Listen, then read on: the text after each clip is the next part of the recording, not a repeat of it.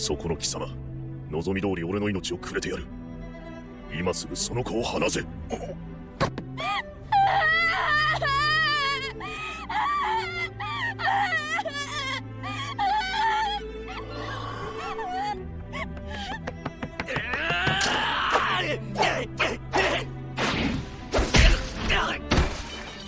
クソガキめがトールズに感謝するんだな。てめえらクソガキ100人でも釣りの苦しだ。Thor tells Thorkel he's going ahead to stop the enemy, slaughtering anyone who gets in his way. Suddenly, he gets distracted. An arrow hits his shoulder. Now, having second thoughts, Thor drops the sword.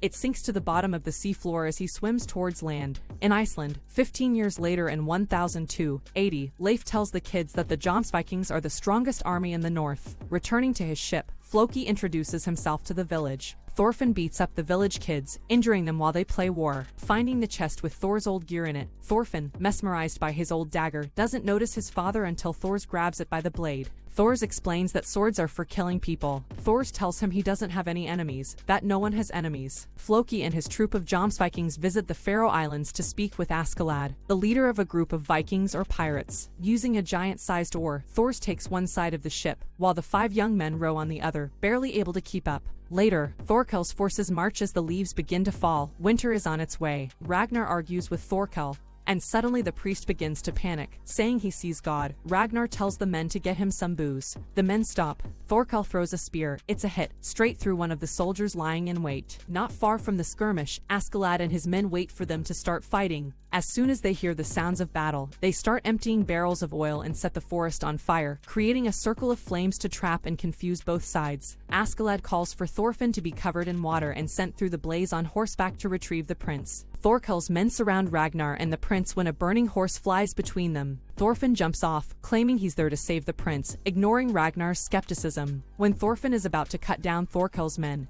he shows up happy to see Thorfinn. He waves and asks him a few questions. If his father's name is really Thor's, he guesses his mother's name is Helga. Thorfinn is taken by surprise when he continues to praise his father, a true warrior. The flames spread, separating them from Thorfinn and the prince's entourage, who rendezvoused with Askeladd's crew. Ragnar has no choice but to thank them and rest the prince's safety in their hands. Askeladd has only one request: to see Canut's face. Everybody gasps when the prince removes his helmet, saying he looks more like a princess than a prince. Askeladd finds an old man fishing, claiming he's a ferryman since the fish are already hibernating. He notes that Askeladd's English accent sounds like someone from his country. Noticing Askeladd's armor while he requests a message be sent across the water to one of the elders, the boatman seems to understand and accept the request. The ear, one of Askeladd's crew members who have exceptional hearing, says he hears soldiers and horses about 1 day's march behind them. Thorkel's men are catching up quickly. Suddenly, the ear hears scouts on the hill. Their position is compromised, but Askeladd is confident that they will escape their pursuers despite Ragnar's protest.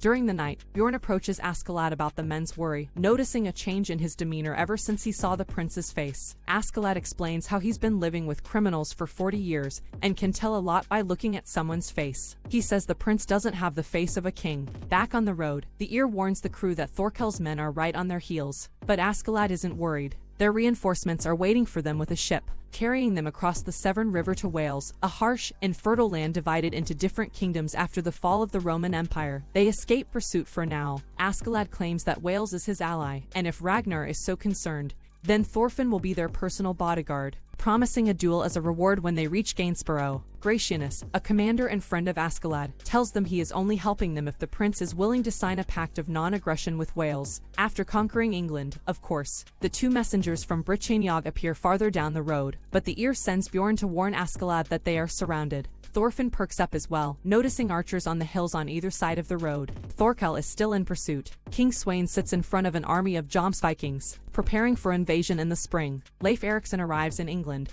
disheartened to see a boy who looks like Thorfinn being sold as a slave. Still on his decade-long search, arrows fly from the hillside, piercing the head of Askeladd's horse, killing it and throwing him off. Standing, Thorfinn brandishes a shield ready to protect the wagon's other passengers, Canute, Ragnar, and the drunken priest. It looks like the Danes have the upper hand in the war as Floki reports to King Sweyn that the main army in Wessex is winning. It's only a matter of time before the Danish army conquers the land. If all goes well, they will be victorious come winter. Floki goes on to explain how Thorkel won the Battle of London, and that Canute is missing in action. Ragnar and Thorfinn prepare to protect the prince from archers back in Wales. Gratianus tries to reason with the Welsh, but their poor relations with the Danes and their invasion of England force the Welsh to put on a show to save face. Askeladd presents the meek prince, telling him to address their would-be attackers, but he's too anxious and hides behind Ragnar, who defends him. Ragnar explains how difficult life growing up in a royal family has been for Canute. The Welsh grow impatient, so Askeladd and Gratianus agree to tell the leader their plans to avoid any conflict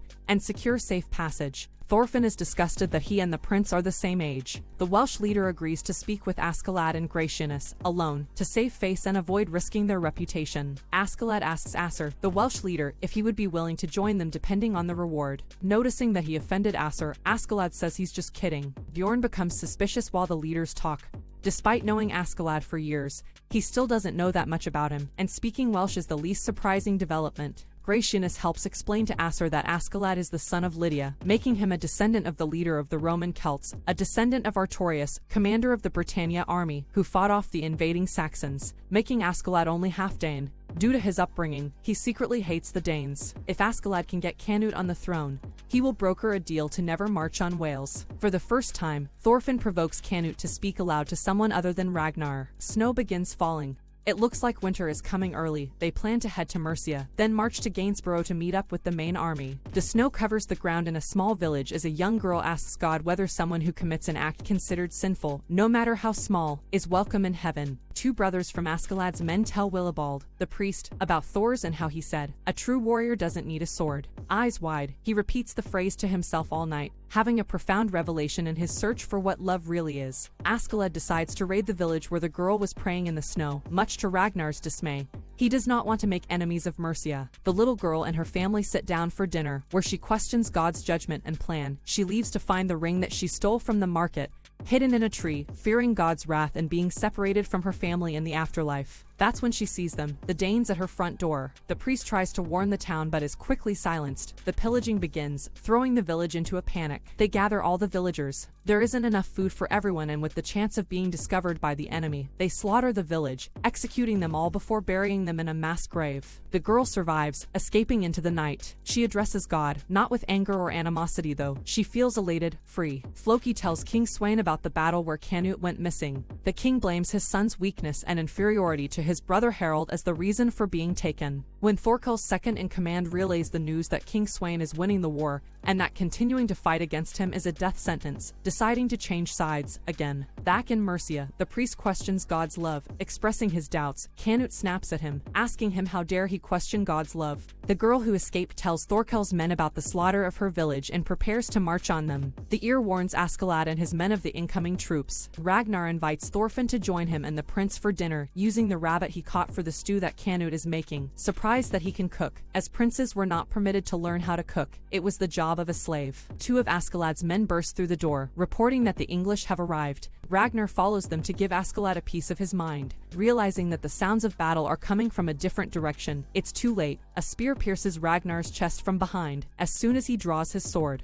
Demanding to speak with Askeladd before he dies, Ragnar reveals that Canute's real enemy is his father, King Sweyn, not the English. Canute is devastated upon seeing Ragnar's corpse. Askeladd leaves Thorfinn in charge of Canute to go question the English captain. Before they can get any information out of the captain, Thorkel and his men arrive. Some of Askeladd's crew defect and try to join Thorkel. Instead of being welcomed, their surrender only makes Thorkel more confident. They must be scared. Askeladd orders his men to destroy a bridge that crosses a shallow river despite their protest. It's a waste of time in their eyes and only makes them question his leadership even more. Thorkel shows up, after Askeladd orders Bjorn and Thorfinn to take the prince, and gain some distance in a sled. The men's morale continues to drain after Thorkel throws a spear, skewering 4 men at once. Askeladd's traitorous men surround the sled with the prince on board in an attempt to capture Canute and win favor with Thorkel by handing him over. Lydia tells a young Askeladd about Avalon, a land where King Artorius, their ancestor, waits in paradise to return one day to liberate the land, asking her son to become his sword.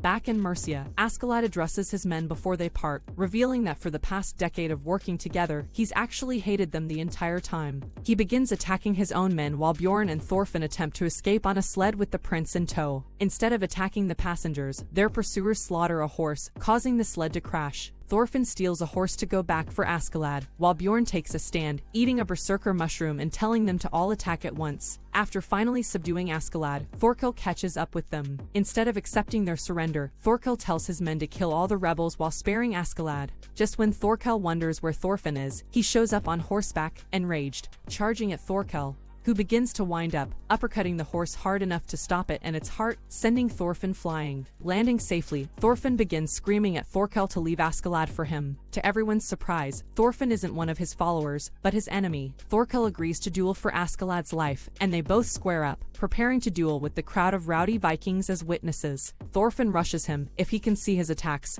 he can dodge. He lands a hit, no good. Thorkel is wearing chainmail under his tunic. Thorkel reveals that Thors wasn't a descendant of noble blood like Thorfinn thought. He rose through the ranks because of his battle prowess. It was Helga, his mother, who was the daughter of a Jarl, a king. If he wants to know more about his family, Thorfinn must entertain Thorkel some more, at which the Vikings begin laughing when Thorfinn accepts the challenge. But Thorkel isn't laughing. He tells the men he considers Thorfinn to be a warrior, and they shouldn't be laughing. They should take Thorfinn as seriously as he does. Askeladd wonders what happened to the prince. Canute lies in the snow, wishing it was all over, when he sees a vision of Ragnar. He apologizes to Canute for raising him like a regular kid, against the Jarl's wishes, but Canute thanks him. It's time he stops dreaming. It's time to wake up. Canute wakes up to find Bjorn going berserk, killing everyone in his path. The priest is glad he isn't hurt but tells him Ragnar didn't love him, that watching 62 men being murdered for the prince's safety isn't true love. Thorfinn lands a few hits on Thorkel, who asks him what makes a true warrior, causing him to have a flashback to when his father told him the answer to the same question. Canute asks the priest what true love is. He tells the prince that the feelings Ragnar felt were not true love but discrimination. True love is found in death, in the cycle of life, nature, and our return to nature, and death is love. Thorkel sends Thorfinn flying with a kick, causing Askeladd to lose any hope of survival. Bjorn turns his blind rage towards the prince. The priest says he's insane,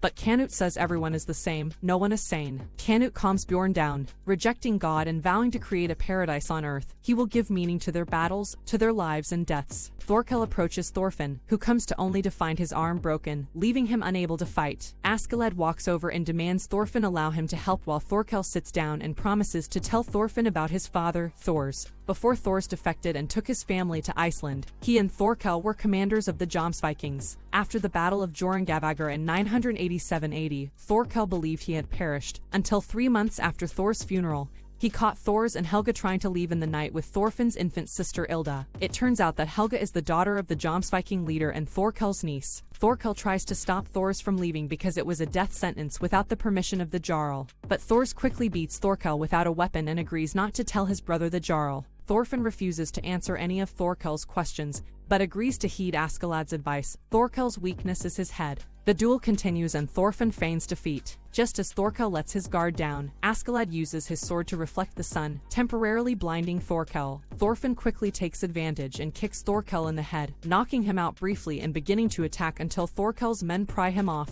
and attempt to kill him. This enraged Thorkel. How dare they disrespect his honor and their duel? Before anyone moves in for the kill, the prince, Canute, arrives and orders them all to stop. Whoever dies in this fight will die in vain. Admitting defeat, Thorkel orders his men to let Thorfinn go. Canute tells Thorkel that Askeladd and Thorfinn are his followers, and that he's taking their sled and supplies. The prince tells Thorkel he has no value as a hostage, since his father, King Sweyn, wants him dead anyway. Canute tells him he's going to Gainsborough to fight the king. Thorkel recognizes the look in Canute's eyes and admits he regrets not following Thors all those years ago, never learning what it means to be a true warrior. He agrees to help Canute fight the king, and pledges loyalty to the prince. Askeladd bursts out laughing and walks over, pledging his sword to the prince, admitting he killed Ragnar. Canute tells the men, whoever wants to follow him, they can. He's going to tear King Sweyn from his throne. Floki receives the news, but refuses to believe that Thorkel would follow Canute and is completely shocked when he is proven wrong. Canute warns his new followers to be cautious